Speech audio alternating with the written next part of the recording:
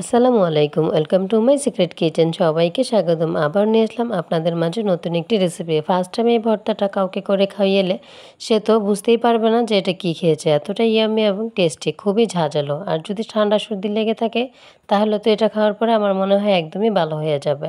পটলের এই ভর্তাটা একবার হলেও করে ট্রাই করার চেষ্টা করবেন। অনেক অনেক লোভনীয় এবং খুব মজার একটি রেসিপি। তো আসুন পুরোটা ভিডিও না টেনে দেখার জন্য অনুরোধ রইল। ফার্স্টে এখানে আমি নিয়ে নিয়েছি 4টা পটল। পটলটা আমি ভালো করে ছিলে নেব এবং দুই সাইডের বোটাগুলো কেটে নিচ্ছি। আমি কিন্তু আজকে রেসিপিটি তৈরি করব পটলের খোসা সহ। অনেকেই কিন্তু জানে না পটলের খোসাও কিন্তু খাওয়া যায় এবং এটা দিয়ে কিন্তু আরও অন্য কোনো রেসিপিও করা যায়।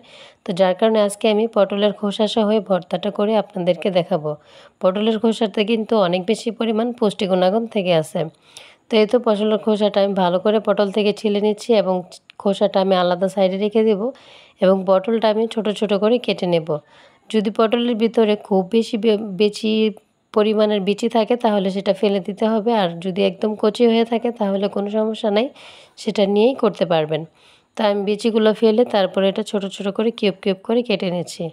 আপনারা যদি আমার ভিডিওটা এই পর্যন্ত দেখে থাকেন এবং ইউটিউব চ্যানেলে নতুন হয়ে থাকেন, অবশ্যই একটি সাবস্ক্রাইব এবং শেয়ার করে পাশে থাকবেন। কে কোন জেলা থেকে দেখছেন অবশ্যই আমাকে একটি কমেন্ট করে মতামত জানিয়ে যাবেন। আর কারা কারা ভর্তা পছন্দ করেন আমার মতো একটু ঝাল স্পাইসি, সেটাও জানিয়ে যাবেন। আমার তো ভর্তা ভাত হলে আর কোনো কথাই নেই। মাংস ভাত রেখে আমি ভর্তা ভাত বেশি পছন্দ করি। তো এই পর্যায়ে দেখতে পাচ্ছেন আমি কিন্তু পটলটা এরকম করে কেটে নিয়েছি। এই পর্যায়ের মধ্যে কী কী উপকরণ লাগে তাও দেখিয়ে নিচ্ছি। বড় সাইজের একটা রসুন কোয়া করে ছিলে নিয়েছি এবং মাঝারি সাইজের 3টা পেঁয়াজও আমি ছোট ছোট করে কিউব কিউব করে কেটে নিচ্ছি। এটা ভর্তাতে ব্যবহার করব। আর সবচেয়ে মেন ইনগ্রেডিয়েন্ট যেটা হচ্ছে, এখানে আমি নিয়ে নিয়েছি বড় সাদা সরিষা 4 চা চামচ পরিমাণ। আপনারা যদি ঝাঁঝালোটা কম পছন্দ করেন তাহলে 2 চা চামচ পরিমাণও দিতে পারেন, কিন্তু আমার ঠান্ডা সর্দির কারণে আমি এখানে 4 চা চামচ পরিমাণ সাদা সরিষা দিয়েছি। অবশ্যই এখানে সাদা সরিষা দেওয়ার চেষ্টা করবেন, কালোটা দিলে কিন্তু তেতো তেতো একটি ভাব আসে। তো চলে আসলাম মূল রান্নায়। বসিয়ে দিলাম চুলায় একটি প্যান। এই পর্যায়ে সামান্য একটু তেল ছিটিয়ে ধুয়ে রাখা পটল এবং পটলের খোসাটা উপর থেকে দিয়ে সামান্য একটু লবণ এবং 1 চিমটি পরিমাণ হলুদের গুঁড়া দিয়ে 2 মিনিটের মতো নাড়াচাড়া করে মিক্সড করে নেব।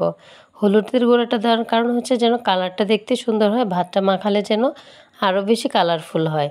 তো এটা এইভাবে একটু মিক্সড করে এর মধ্যে আমি অল্প একটু পানি দিয়ে ঢাকনা দিয়ে ঢেকে ভালো করে সিদ্ধ করে নেব, চুলার আঁচটা হাই টু মিডিয়ামে রেখে। দেখতে পাচ্ছেন ঢাকনা তুলে একদমই পুরোপুরি সিদ্ধ হয়ে গিয়েছে এবং পানিটাও একদম শুকিয়ে গিয়েছে। এ পর্যায়ে আমি এখন কাজ হচ্ছে একদম পুরোটা টালা টালা করে নিতে হবে, কোনো রকম পানি যেন না থাকে। পানি থাকলে কিন্তু খেতে পানসে লাগবে, একদমই ভালো লাগবে না। যখন এক পাশটা টালা টালা হয়ে গিয়েছে, এখন আমি ছিলে রাখা রসুনের কোয়া এবং 8-10টা পরিমাণ 1 মুঠ ভরে শুকনা মরিচ দিয়ে এর সাথে ভালো করে টালা টালা করে নিচ্ছি। মরিচটা কিন্তু আমি খুব বেশি কালো করে টালা টালা করব না, জাস্ট উল্টে পাল্টে 2 মিনিটের মতোই রেখে তারপরে মরিচটা আমি উঠিয়ে ফেলবো। আর রসুন এবং পটলের খোসা একদম ভালোভাবে পানি যেন শুকিয়ে যায় এবং রসুনটা যেন পোড়া পোড়া হয়ে ভাজা হয়ে যায়, ওরকম পরিমাণ মতোই কিন্তু আমি একদম ভাজা ভাজা করে নেব।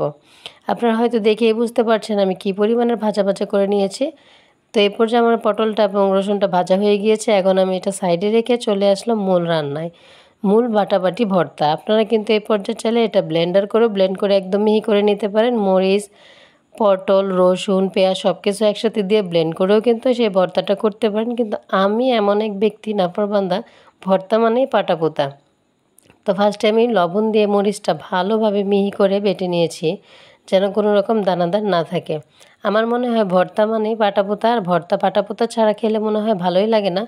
আর ভর্তা খাওয়ার পরে পাটাই মুছে একটু ভাত খাবো না, তা তো হতেই পারে না। মরিচটা বাটা হয়ে গিয়েছে। এই পর্যায়ে আমি এর মধ্যে পটল এবং রসুন এবং পটলের খোসা ভেজে রাখা ভালো মতো একদম আচ্ছা করে মিহি করে বেটে নেব। ফার্স্টে একটা বাটা দিয়ে যদি মিহি না মনে হয় তাহলে আরেকটা বাটা দিয়ে দিতে পারেন। তো যার কারণে আমি একটু কষ্ট হলেও ভর্তাটা পাটাপোতাতেই বানানোর চেষ্টা করি। তো এই তো দেখতে পাচ্ছেন একটা বাটা হয়ে গিয়েছে। এখন আমি সব কিছু আরেকটা বাটা দিয়ে মিক্সড করে নেব।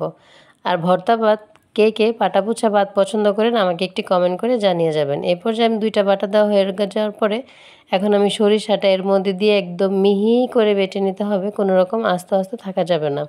তো এই তো দেখতে পাচ্ছেন আমি কিন্তু এই পর্যায়ে সরিষাটাও বেটে দিচ্ছি। খুবই সুন্দর একটি স্ট্রং ঝাঁঝালো ফ্লেভার আসছিল, যা এখন আমি ভয়েস দিতে গিয়েও আমার খেতে ইচ্ছে করছিল।